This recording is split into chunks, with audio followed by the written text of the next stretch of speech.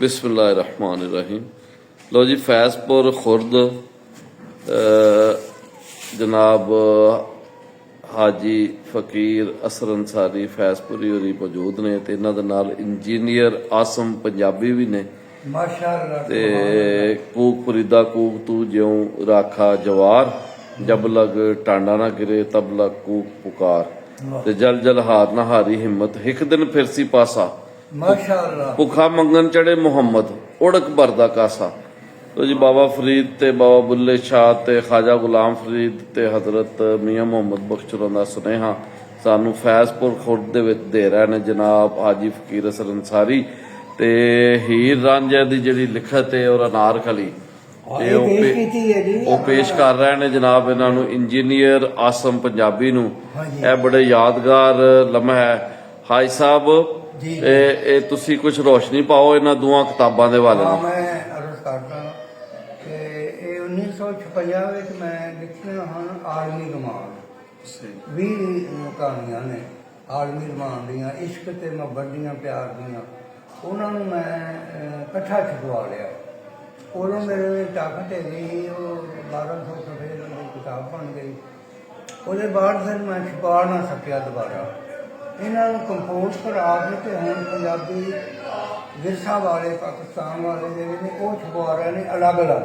ਸਹੀ ਇਹ ਰਾਂਝਾ ਦੀ ਛਪੀ ਹੈ ਕਿ ਅਨਾਰਕਲੀ ਦੀ ਬੱਚੇ ਸਾਹਿਬ ਨੂੰ ਮੈਂ ਪੇਸ਼ ਕਰਨਾ ਤੇ ਇਹ ਤੁਸੀਂ ਕਬੂਲ ਕਰਨਾ ਤੇ ਅਨਾਰਕਲੀ ਬੜੀ ਬਣਾਉਣ ਤੇ ਇਹਦੇ ਨਾਲ ਇਹ ਮੈਂ ਬਿਆਨ ਕਰਾਂਗਾ ਕਿ ਇਹ ਜਿਹੜੀ ਸਿਰ ਤੇ ਟੋਪੀ ਰੱਖੀ ਗਈ ਏ ਇੰਜੀਨੀਅਰ ਆਸਮ ਪੰਜਾਬੀ ਦੇ ਤੇ ਹਾਜੀ ਫਕੀਰ ਹਸਨ ਸਾਰੀ ਪੰਜਾਬੀ रैतल पंजाबी वसेब और पंजाबी वसेब दे बड़े वड्डे तर्जमान इन्हां ने टोपी रखी है हरमैन शरीफैन दा तोहफा हरमैन शरीफैन दा मक्का शरीफ दा मदीना शरीफ दा तोहफा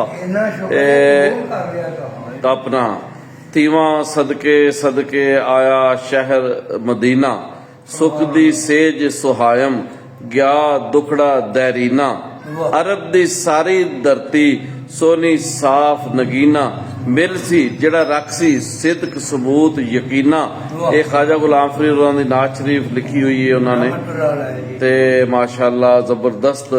ते ये हाजी फकीर साहब ने पेश किया जनाब अपना हरमैन शरीफैन दे गिफ्ट ते हुण मेरा सी हरफी अंबर पेश कर लगे ने। ये मेरी बेटी एक ही रेबन सर जी जी ते ओनू मैं ब्याह के ते हज ते चला गया जी जी ते मैनू किताब च कर गई चोरन गई ठंड बड़ी भट्टी साहब उन्हां दिनां विच। अच्छा जी करीड़ जिन्नू असीं आने आ ते मैं क्या पुत्र ठंड बड़ी है ते तू घर चली जा ते जिसले मैं आया ना हवाई अड्डे तो मैनू लैके आवीं फिर मगर मेरे आने तो पहले पौड़ियां तो देख के ना सिर करने ते बहुत हो गई। ये कलाम है जी अंबर ते भट्टे साहब ने मैं पेश करना ते ये भी रख लो ते एक उन्होंने जी 5 सूरा जिहड़ा है वो तफसीर लिखी थी ते वो छप के ना ते विकदी है। ਇਹ ਕਿਤਾਬਾਂ ਵੇਚਣ ਵਾਲੇ ਨੇ ਜਿਹੜੇ ਜੀ ਜੀ ਉਹ ਕਰ ਦਿੰਦੇ ਨੇ ਰੇਬਨ ਸਾਰੇ ਕੰਟੋਰਾ ਤੇ ਇਹਨੂੰ ਆਉ ਤੇ ਇਹ ਬਾਈ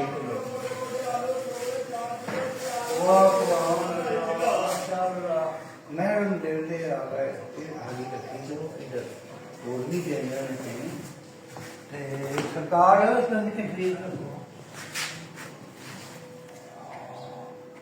ਇਹ ਜਨਾਬ ਤੁਹਾਡੇ ਤੇ ਵੀ ਹੈ ਨਾ जी जी ਤੁਹਾਨੂੰ ਅੱਗੇ ਪੇਸ਼ ਨਹੀਂ ਕੀਤੀ ਮੈਨੂੰ ਪੇਸ਼ ਕੀਤੀ ਸੀ ਤੋਂ ਤੇ ਜਿਹਨੂੰ ਜੀ ਕਰਦਾ ਉੱਥੇ ਆਪਣੇ ਜਿਹੜਾ ਮੈਂ ਉੱਥੇ ਲਾਇਬ੍ਰੇਰੀ ਦਿਆਂਗਾ ਨਾ ਜਿਹੜੇ ਪਹਿਲਾਂ ਆਲਮੀ ਪੰਜਾਬੀ ਘਰ ਜੋਹਰ ਟਾਊਨ ਦੀ ਲਾਇਬ੍ਰੇਰੀ ਚ ਜਮ੍ਹਾਂ ਕਰਾ ਦੇ। ਇਹ ਰੱਖ ਲਵੋ ਫਿਰ ਅਨਾਰਕਲੀ ਵੀ ਤੇ ਹੀਰ ਰਾਂਝਾ ਵੀ ਠੀਕ ਹੈ। ਇਹ ਜਨਾਬ ਮੀਆਂ ਆਸਫ ਸਾਹਿਬ ਨੇ ਪੰਜਾਬੀ ਮਹਾਜ਼ ਦੇ ਸਦਰ ਉਹਨਾਂ ਨੂੰ ਪੇਸ਼ ਕਰਨੀ ਹੈ। ਮੈਂ ਜਾ ਕੇ ਅੱਜ ਦੇਣਾ ਵਾਹ ਜੀ ਇੱਥੇ ਰੱਖੀ ਜਾਓ। ਤੇ ਇਹ ਜਨਾਬ ਪਾਰਸਲ ਜਿਹੜਾ ਜੋਹਰ ਟਾਊਨ ਤੋਂ ਆ ਗਿਆ ਨਾ ਘੁੰਮ ਘਮਾ ਕੇ ਤੇ ਉਹਨਾਂ ਲਿਖਿਆ ਹੋਵੇਗਾ ਕੁਝ ਕਿ ਬੰਦਾ ਨਹੀਂ ਮਿਲਿਆ ਉਹ ਪੱਜ ਪਾ ਲੈਂਦੇ ਨੇ ਡਾਕਖਾਨੇ ਵਿੱਚ। ਮੈਂ ਵੀ ਆ ਪੋਸਟ ਮਾਸਟਰ ਤੇ ਜਦੋਂ ਬਾਰਿਸ਼ ਹੋ ਰਹੀ ਹੋਵੇ ਨਾ ਤੇ ਉਹਨਾਂ ਨੂੰ ਫਿਰ ਮੈਂ ਘਰ ਬੁਲਾਉਣਾ। ਠੀਕ ਹੈ ਅੱਜ ਸਾਹਿਬ ਚਲੋ ਇਹ ਵੀ ਮੇਰੇ ਰੱਖੋ ਜੀ। ਇਹ ਉੱਥੇ ਰੱਖੋ ਇੱਥੇ ਰੱਖੀ ਜਾਓ। ਅੱਗੇ ਸਰਕਾਰ ਇਹ ਜਿਹੜਾ ਮਾਲ ਹੈ ਨਾ ਜੀ ਜੀ ਇਹ ਨਾਲ ਵੰਡਣ ਦੇ ਲੈ ਲੈਣਾ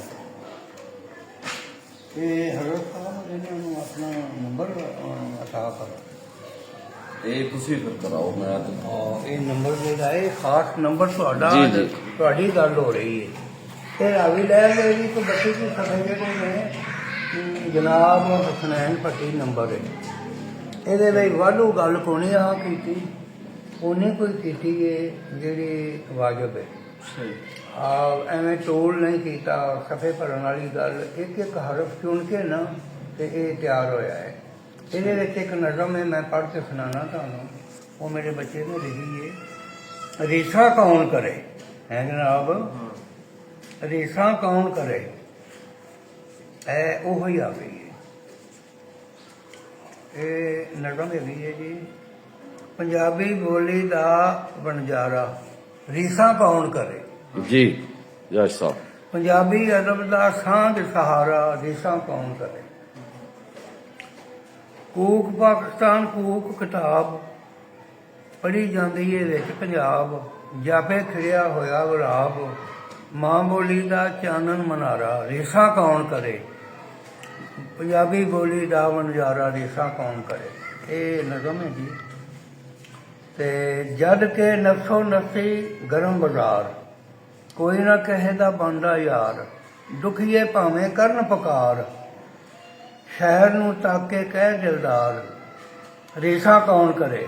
ਪੰਜਾਬੀ ਬੋਲੀ ਦਾ ਵਣਜਾਰਾ ਰੀਸਾਂ ਕੌਣ ਕਰੇ। ਸ਼ਹਿਰ ਨੂੰ ਤੱਕ ਕੇ ਕਹਿ ਦਿਲਦਾਰਾ ਹੈ ਜੀ ਮੈਂ ਦਿਲਦਾਰ ਪੜ੍ਹ ਗਿਆ ਕਹਿ ਦਿਲਦਾਰਾ ਰੀਸਾਂ ਕੌਣ ਕਰੇ। ਪੰਜਾਬੀ ਬੋਲੀ ਦਾ ਵਣਜਾਰਾ ਰੀਸਾਂ ਕੌਣ ਕਰੇ।